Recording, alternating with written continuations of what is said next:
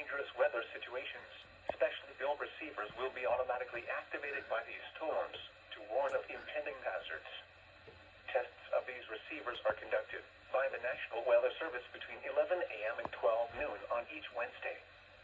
This radio station, WWG 53, serves the following counties in western and northwestern Pennsylvania: Armstrong, Beaver, Butler, Clarion, Crawford, Forest, Indiana, Jefferson, Lawrence, Mercer, and Venango.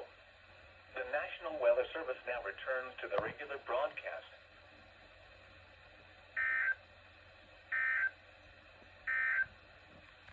The forecast.